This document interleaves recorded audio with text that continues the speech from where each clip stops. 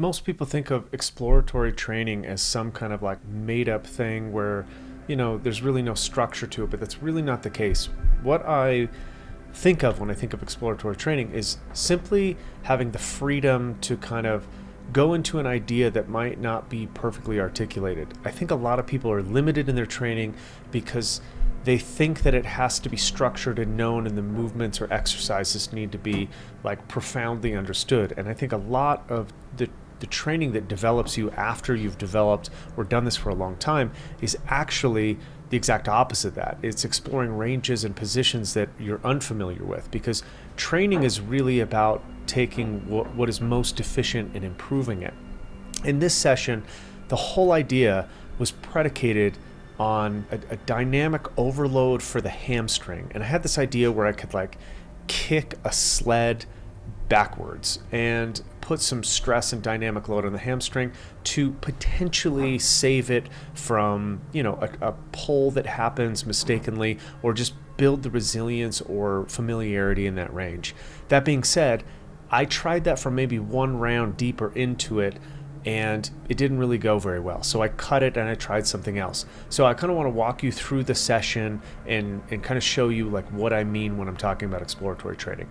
So I showed up on the day and I wasn't really sure what I even wanted to work. So I started with a dynamic warm-up that was just rebounds, alternating kicks, and some single leg work and some third world positional stuff, just to explore what I felt like.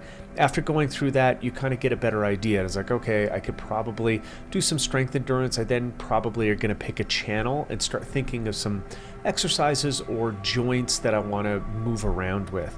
So after that, I want to get a little bit more familiar with how loading feels. So I went through 4 rounds of 10 cows, 10 walking lunges and 10 goblet squats, increasing weight and starting to put some pressure on the bike, spinning it up a little bit, trying to see how the system felt. After that, I kind of want to open up the ranges and see how things felt. And I really had this idea that I could probably shift or change the way that the internal squat felt, because I haven't been liking how that felt. And we got these new Bulgarian split squat stands that really helped, give you some more options for positions, and they have level changes on there so you can kind of go to the level that you want. And the box is fairly uncomfortable, and it doesn't allow you kind of adjustment. But after trying, 3 rounds of this, I really didn't feel like I could load it and get the sensation that I wanted. It did, however, open up the idea of trying a different form of a capsule car from kind of a slightly different angle and pinning the leg. So what you're seeing is my setup and me playing with kind of like a deep rep set of hip capsule cars at kind of a medium weight. And this actually felt really good. And what I take away from this is like I'm getting setups that I can use and integrate into serious sessions, because I'm becoming more familiar with kind of the sensations involved in each exercise, and I'm making note of like what kind of combinations would work together.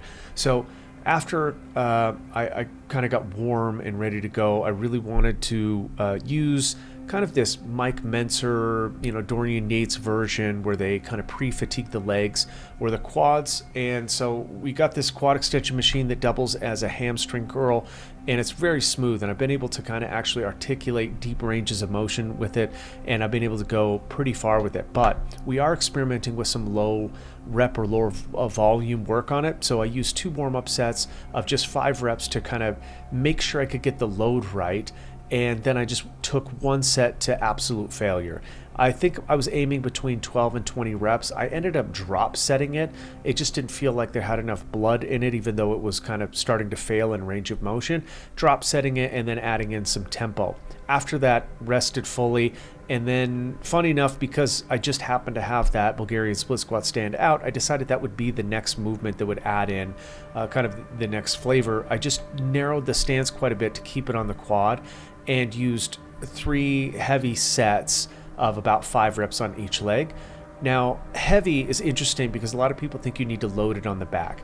Now, to give you an example, I'm only using 53-pound kettlebells here, but I'm really trying to not just get the exercise done through the rep, I'm trying to concentrate the contraction rate, so I'm actually making it harder than it needs to be. To give you an idea, 5 of these, in how I was focused in it, felt like pretty close to the edge before, technical failure would start to happen. I might start to shift the weight away, start to hinge a little bit as opposed to staying very upright in it. Contrast that with how I would do this years ago when I was like developing a Bulgarian split squat. I might use, anywhere from 185 pounds to 225 pounds for the same rep set. And sure, I was lifting more weight, but I can tell you based just on experience, I think that how I do them now using less weight feels heavier because I'm staying in the tissue that I want.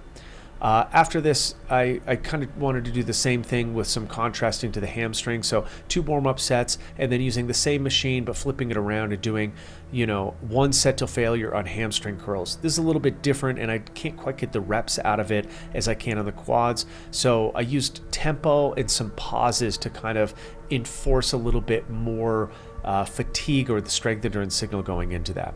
I then tried this kicking kind of I don't know, so like a rear kick something to the hamstring.